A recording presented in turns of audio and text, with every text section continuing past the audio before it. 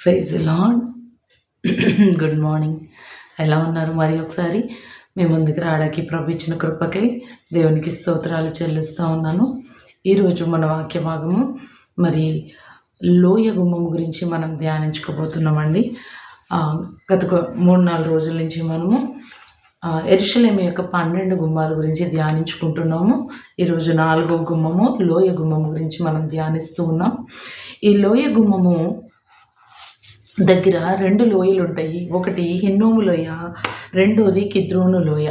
ఈ లోయల్లో ఏం జరిగిందంటే మరి పాత నిబంధన కాలంలో, అప్పుడు రాజుల కాలంలో ఈ హిన్నోము లోయలో మోలేకు దేవతకు సొలొమోను ఒక బలిపీఠాన్ని కట్టాడు. బలిపీఠాన్ని కట్టినప్పుడు అక్కడ ఏం జరిగిందంటే, ఈ హిన్నోము లోయ దగ్గర బలిపీఠం కట్టారేమో, అక్కడ చాలామంది తమ పిల్లల్ని తీసుకొచ్చి అగ్నిగుండాలు దాటిస్తూ అక్కడ పిల్లల్ని బలిచ్చేసేవారు ఆ దేవతకి. కాబట్టి దీన్ని మనం ఒక నరకంగా చిత్రీకరించవచ్చు. ఈ హిన్నోము లోయ అనేది ఒక నరకానికి సాదృశ్యంగా ఉంది. దేవుడికి ఎంత మాత్రము నచ్చనటువంటి కార్యం, అభం శుభం ఎరిగినటువంటి చిన్న పిల్లల్ని అగ్నిగుండాల్లో వేసి ఆ దేవతలకు బలిచ్చేసేవారు దైవజన్మ. అయితే దీన్ని దేవుడు మరి ఇర్మియా గ్రంథం 19వ అధ్యాయం 6వ వచనంలో ఏమంటాడంటే, ఇది ఒక హత్య లోయగా దేవుడు అంటాడు. ఇంకో చోట అంటాడు ప్రభు 7వ అధ్యాయం 32వ వచనంలో అంటాడు వధలోయ. అంటే పిల్లలు అనేక మంది చచ్చిపోతున్నటువంటి లోయ.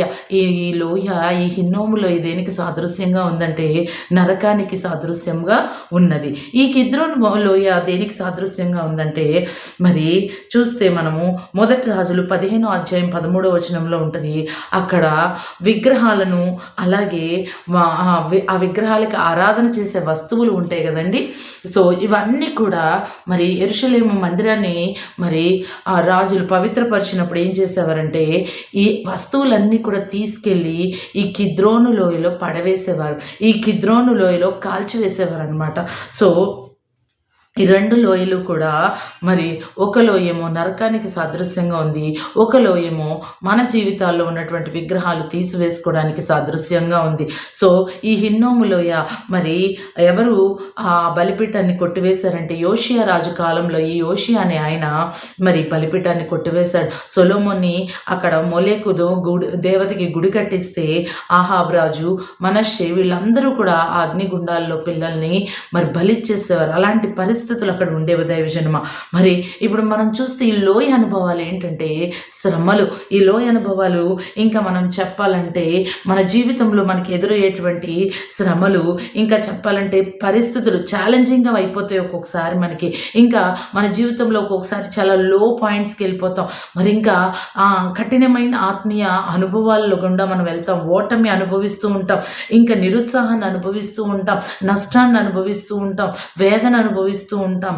కానీ ఇవన్నీ కూడా మన ఆత్మీయ జీవితానికి ఎదుగుదలగా దేవుడు మార్చబోతున్నాడు ఈ శ్రమల సమయంలో అని మనం అర్థం చేసుకున్నట్లయితే మనం ఏం చేయాలో తెలుసా? ఈ లోయ అనుభవం అంటే ఇంకా బాగా అర్థం అవటానికి శ్రమ అనుభవాలు కదండి. ఈ శ్రమలు మనకి చాలా ఈజీగా అనిపించవు. హెబ్రీ పత్రిక అంటది ప్రస్తుతము సమస్త దుఃఖము మరి ఎలా ఉందంటండి, సమస్త పరిస్థితులు కూడా దుఃఖకరంగా ఉన్నాయి, కానీ అది నీతి అను సమాధానకరమైన ఫలం ఇస్తుందని హెబ్రీ పత్రిక 12వ అధ్యాయం 11వ వచనంలో మరి పౌలు గారి హెబ్రీ సంఘానికి రాస్తూ ఉంటాడు. నిజమే దైవజన్మ, శ్రమలేమి ఎవరికి నచ్చవు, శ్రమలేమి చాలా తీయగా ఉండవు, కానీ చాలా బాధగా, చాలా కష్టంగా, చాలా ఇంకా అయిపోయింది మన జీవితం అనుకున్నట్టుగా ఉంటాయి. కానీ దేవుడు ఏం చెప్తున్నాడంటే, ఇక్కడ ఈ శ్రమల్లో మనము దీనత్వాన్ని నేర్చుకోవాలి, ఈ శ్రమల్లో మనము సబ్మిషన్ నేర్చుకోవాలి, దేవుడికి లోబడటం, దేవుడికి విధేయత కలిగి ఉండడం మనం నేర్చుకోవాలి. ఈ శ్రమలన్నీ కూడా చాలా కష్టంగా ఉంటాయి, కానీ ఈ శ్రమలు అనేవి మన విశ్వాస జీవితానికి ఒక పరీక్ష లాంటివి అన్నమాట. సో చూడండి, ఒక ఎవరైనా కొత్తగా బాప్తిజం పొందితే మరి వాళ్ళ అనుభవాలు ఎలా ఉంటాయంటే ఒక హనీమూన్ అనుభవంలా ఉంటుంది. ఎందుకంటే దేవుడు వాళ్ళకి అన్నీ నేర్పిస్తూ ఉంటాడు. ఇంకా చెప్పాలంటే వాళ్ళ జీవితంలో దేవుని సన్నిధి బలంగా అనుభవిస్తూ ఉంటాం. మనం బాప్తిజం పొందిన కొత్తలో దేవుడు ఏది కావాలంటే అది ఇస్తాడు, ఏది ప్రార్థిస్తే అది మనకి దొరుకుతుంది. అలాగా ఎంతో దేవుడు దగ్గరగా ఉన్నట్టు, ఎంతో దేవుడు మరి మనల్ని ప్రేమిస్తూ ఉన్నట్టు, ఎంతో దేవుడు మనల్ని ఆదరిస్తూ ఉన్నట్టు మనకి చాలా చక్కటి ఒక స్వీట్ ఫీలింగ్ ఉంటుంది. దేవుడు నాకు తోడుగా ఉన్నాడు, దేవుడు నాకు దగ్గరగా ఉన్నాడు అని అలా అనిపిస్తుంది. ఒక 4 ఏళ్ళు 5 ఏళ్ళు 6 ఏళ్ళు పోయిన తర్వాత ఏమైపోతుందంటే ఒక లోయ అనుభవం స్టార్ట్ అయిపోద్ది. అసలు దేవుడు ఉన్నాడా, దేవుడు నా ప్రార్థన వింటున్నాడా, దేవుడు ఉంటే నా లైఫ్ ఎందుకు ఇలా అయిపోతుంది, అన్స్టేబుల్గా ఎందుకు నా జీవితం అయిపోతుంది, లేదంటే మరి ఎందుకు ఈ కష్టాలు, ఎందుకు మరి ఈ శ్రమలు, ఎందుకు ఈ బాధలు, ఎందుకు ఈ అనారోగ్యాలు, ఎందుకు ఈ అప్పులు ఎందుకని మరి ఒకదాని తర్వాత ఒకటి శ్రమలు వస్తున్నప్పుడు మనకి ఏమైపోద్దంటే మరి నిరుత్సాహం వచ్చేస్తుంది. చూడండి, అబ్రహాముకు కూడా దేవుడు మరి కుమారుణ్ణి ఇచ్చాడు. ఆ ఇచ్చిందే చాలా సంవత్సరాల తర్వాత ఇచ్చాడు, 25 సంవత్సరాల తర్వాత ఇచ్చాడు. ఇచ్చిన తర్వాత దేవుడు మళ్ళీ అంటాడు, నీకు ఒక్కగానొక్క కుమారుడు నాకు తిరిగి ఇచ్చే అన్నాడు. అబ్రహాము విశ్వాసానికి అక్కడ పరీక్ష కలుగుతుంది దైవజన్మ. ఆ కుమారుని ఇచ్చినప్పుడు మరి అబ్రహాము ఇవ్వడానికి సిద్ధపడ్డాడు. తర్వాత అంటాడు కదా దేవుడు, అబ్రహమా నీవు నాకు భయపడువాడవని నాకు తెలిసింది, నీ మూలంగా నీ సంతాన మూలంగా భూలోక వంశాలన్నీ కూడా నేను దీవిస్తానంటాడు దైవజన్మ. నిజమే, మనం చాలాసార్లు శ్రమల్లో మనం దేవుడికి సబ్మిట్ చేసుకుంటే, టఫ్ టైమ్స్లో దేవుడికి సబ్మిట్ చేసుకుంటే, ఏం చెయ్యాలో తెలియని పరిస్థితుల్లో, నిజమే కదా, చాలాసార్లు శ్రమలు ఎందుకు వస్తూ ఉంటాయంటే మన విశ్వాసంలో డౌట్ ఉన్నప్పుడు సాతాను పనిచేస్తూ ఉంటుంది దైవజన్మ.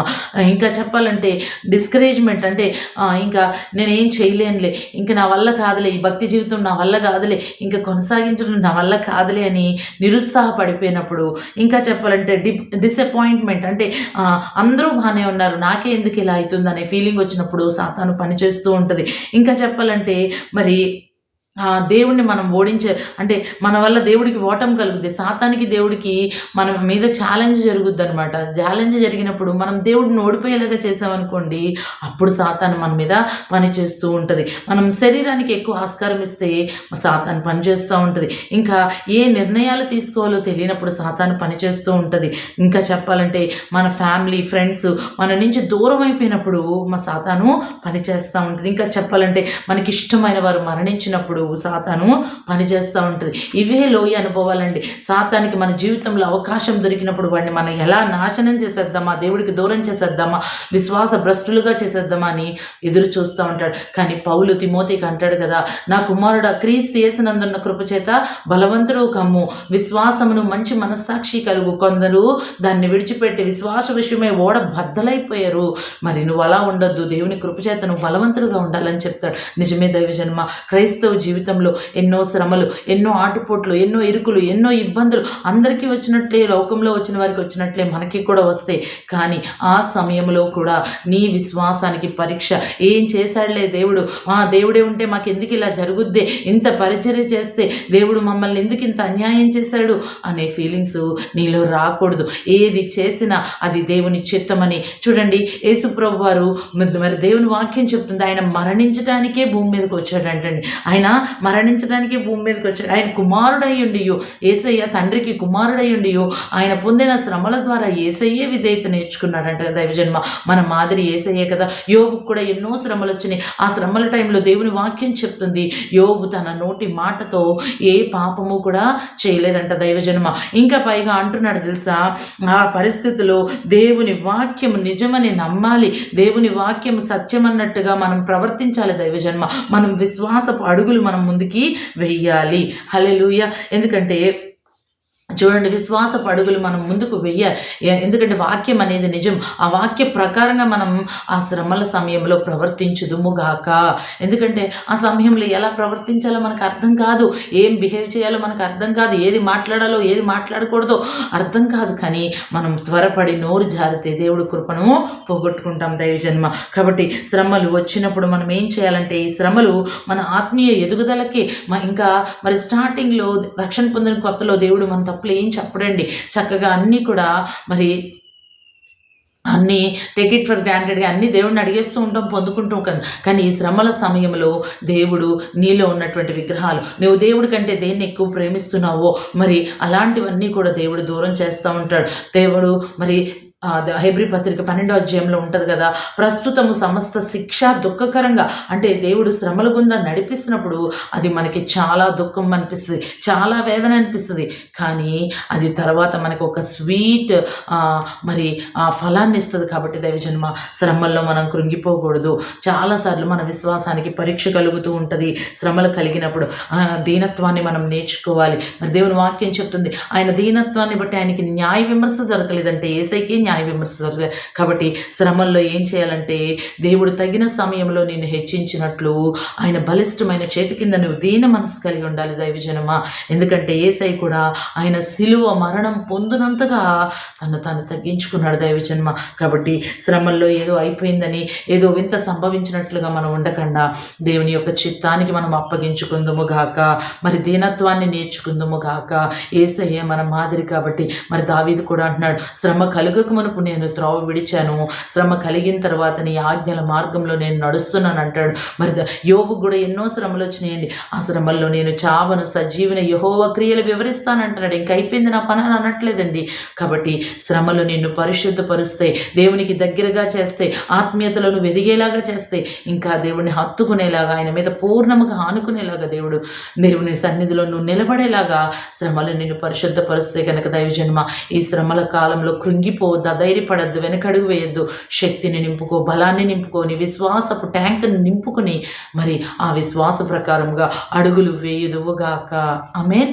మరి ప్రార్థన చేస్తాను, దయచేసి కళ్ళు మూసుకోండి.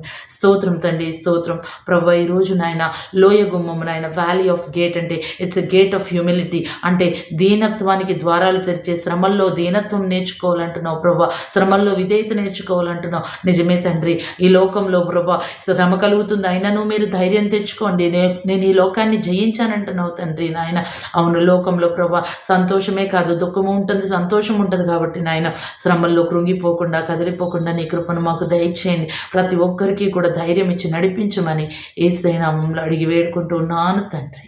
ఆమేన్. Praise Lord. God bless you.